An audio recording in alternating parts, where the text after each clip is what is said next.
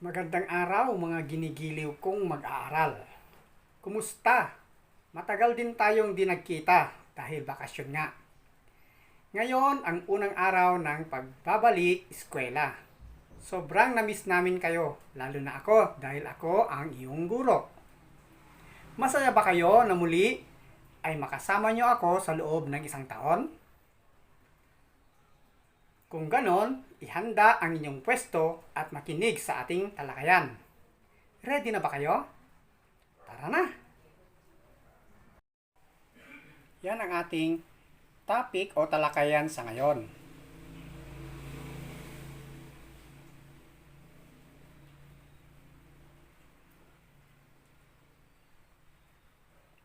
Yan ang terms and definition.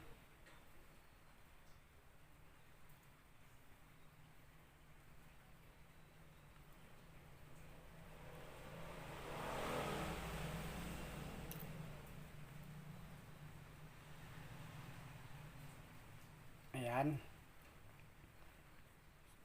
Ayan na. So we are now already in essentials of welding. So what is essentials of welding? Is a practical skills that requires continual process or practice and careful attention to the variables that the welder controls to improve. The golden rules, practice makes perfect. When applies welding in that the more you do, as long as you or someone evaluates your weld, the better you become. So, ibig sabihin nito, kapag lagi kang nagpra-practice, ito kasing task natin or itong strand natin ay kailangan ng physical practice. Kailangan mag-practice ka. Kasi sinabi niya nga dyan, lagi natin pinapalo pa rin ang old golden rules na practice makes perfect.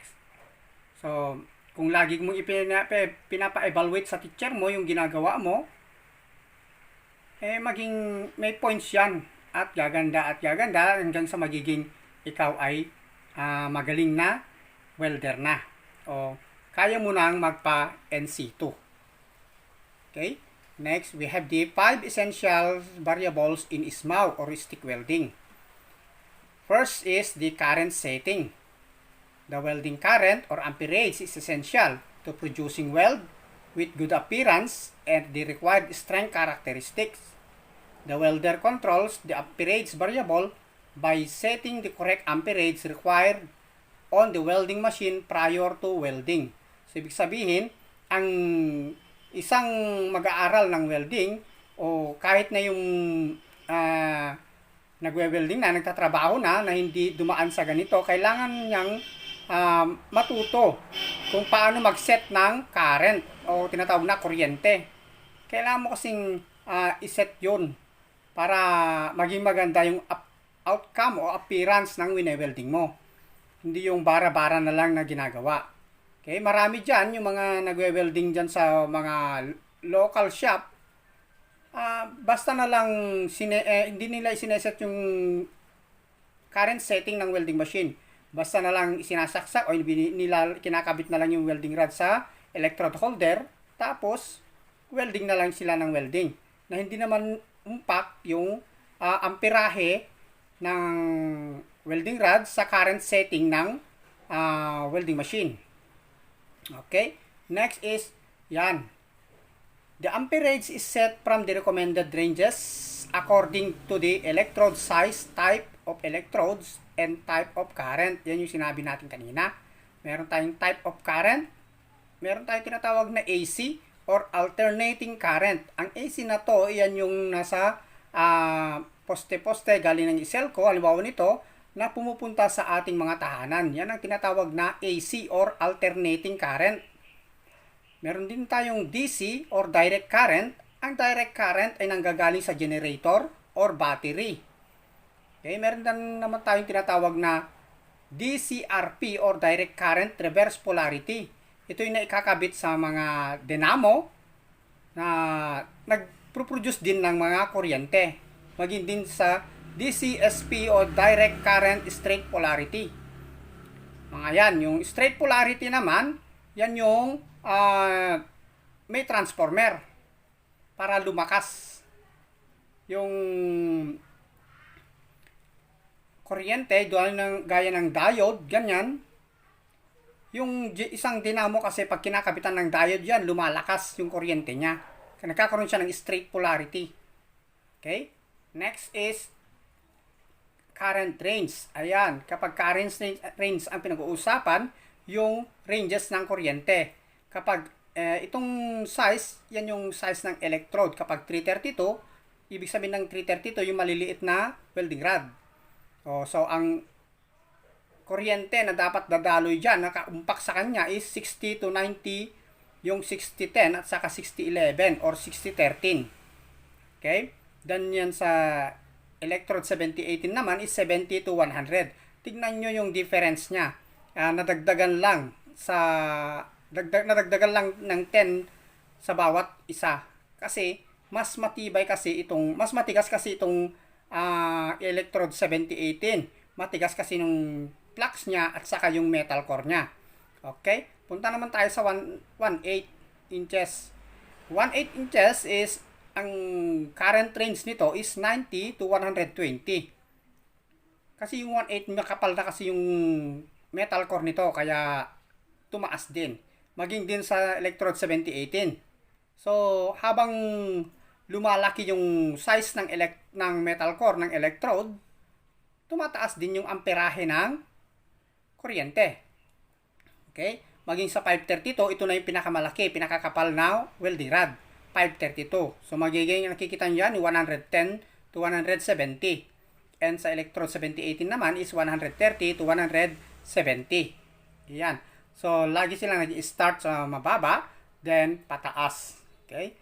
Next is, example nito is electrode 6010, DCEP, Direct Current Electrode Positive. Yan. Yan yung ginagamit sa DCEP na electrode. At pwede rin gamitin niya electrode 6010 sa DCEN. Maging din ang electrode 6013, pwedeng gamitin yan. Kaya lang hindi ko na nilagay dito kasi very common naman yung electrode 6013. Okay, ayan. Yung mga meron ako nilagay dito na kinds of beads. Yung dito makikita natin kung maganda ba yung impact ng isang kuryente, settings ng kuryente, at saka yung travel. Nag-combination na kasi dito yung impact ng kuryente at travel speed, at saka yung arc length ng electrodes. Okay? Nakikita natin dito yung letter A. Okay, focus ko yung letter A. Ayan, maganda siya. Letter B, medyo maganda. At ang letter C is wasak siya. Hindi siya maganda. So, explain ko sa inyo itong letter A. Maganda yung combination or impact ng current range niya. Sakto siya. Akma siya sa kuryente. Sa yung travel speed naman na ginamit ng nag-welding, tamang-tama din. Maging din yung arc length niya. Hindi siya mataas, hindi rin siya mababa. Ito naman, yung pangalawa, yung letter B, masyadong mabilis yung nag-welding dito, o vice versa, masyado siyang mabagal. Tama rin yung kuryente, kaya lang mabilis siya o mabagal. Okay? Maging arc length yan, tama din. At ito, sa letter C, nakikita nyo naman itsura niya, marami na siyang porosities. Okay? Sa flat na flat yung kanya, kasi mataas yung arc length niya, masyado siyang mabilis, at hindi umpak yung current range. So yan, ganyan po mangyayari kapag hindi tama ang paggamit o yung setting ng current range ng welding machine. Okay? Nakuha nyo? Okay, next is, ayan. Tayo na ngayon sa arc length. Yan yung pangalawa. The arc length is the term used to describe the distance from the tip of the electrodes to the base metal, and can be varied from lightly touching the metal at an angle sufficient to maintain an arc to a distance far enough from the base metal to extinguish the arc. Ayan. Okay? Ibig sabihin nito, yung arc length, yung distansya ng electrode tip sa metal base. Ayan. Kikita nyo. Okay? Dapat may 1/8 distance. Ayun, kikita nyo, tignan nyo yung difference ng kanina. Pinakita ko sa inyo na 1, 2, 3 dito, letter A, B, C naman sa una nating topic. Ayan, ibig sabihin sa letter A, o number 1, maganda, perfect yung combination lahat. Kaya maganda yung outcome niya. Sa letter B at number 2, medyo tumaas ng konti. At medyo pabuga. Medyo malaki yung buga niya. Tingnan nyo naman sa letter C o number 3. Masyadong mabuga siya. Kaya masyado siyang nagproproduce ng porosities. At hindi maganda yung outcome. Okay? Ngayon, punta tayo sa angle of electrodes. Angle of electrodes in small process, two electrodes angles that the welder must have to control. The first angle is the one formed between the electrode and the base metal, called the work angle. The second angle is the angle of the electrode is held at relative to the direction of the travel angle. Okay? Ayan siya. Okay? Yung 30 to 40 degrees, yan yung travel angle. At yung 60 to 70 degrees, yan yung direction ng beads. Okay? Kikita nyo yan.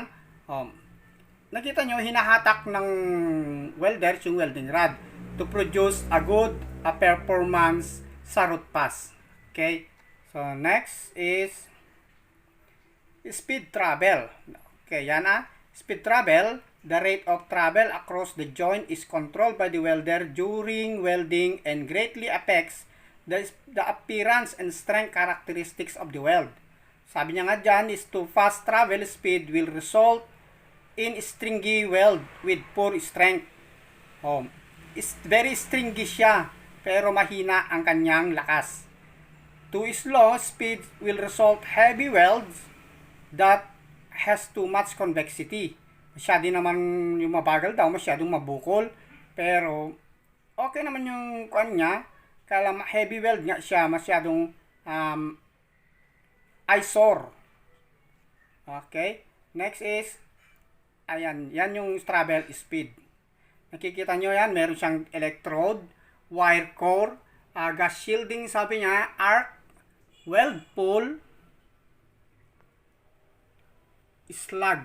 Okay. Ayan. Kita nyo guys. Then, meron na tayong selection of electrode. Kaya tinawag na 5 essentials yan. At panglima ay ang selection of electrodes. There are a variety of electrodes available for welding a wide range of metals. And the electrodes for a given application must be selected. Some of the most widely used electrodes are those used for welding carbon steel. So dito, sinasabi niya dito, ang electrode is consumable. Okay, yan yung na panglima. Ito yung pagpipila, yung klase ng electrodes. Kinds of electrodes, meron tayong tinatawag na 60-11, 70-18, and 60-13. Yan siya ngayon. Electrode 70-18, isa sa pinakamatibay na welding rod. Ginagamit ito sa tulay at matataas na building. Ito rin ang ginagamit ng TESDA para sa assessment ng ISMAW and C2. Ayan. Actual price of 5 kilos is around 700 to 800 per box. Yan naman yung electrodes number 6011. Ginagamit ito for strong penetration or we call that root pass. The task of these electrodes to give a good performance in root pass. The price per box 5 kilos is just the same in electrode 7018. Then electrodes number 6013 for tacking is spot in other terms. This electrode is very common to local welding shop. It is good to use in making steel window, steel gates, window grills, and even flowering stand. The price of these electrodes is around 200 up to 350. It depends upon the size. We have a 332 and 1/8 inch. Okay? So, Yan na, electrodes classifications. Yan yung electrodes are classified by a letter and numbering system as follows. Yung letter E indicates electrodes. Then yung number, first two numbers, tensile strength. Pang third number or third digit is welding position. And the fourth digit is type of current, flux, or welding code. And kung minsan, meron din yung panglima. Yung panglima kasi kung minsan ay ginagamit na just as the name of company or the manufacturer. Okay? So, that's all for today. I hope na marami na naman kayong napulot at napag-aralan. Ito na ang unang topic natin sa unang linggo ng pasukan. Okay? Goodbye and God bless.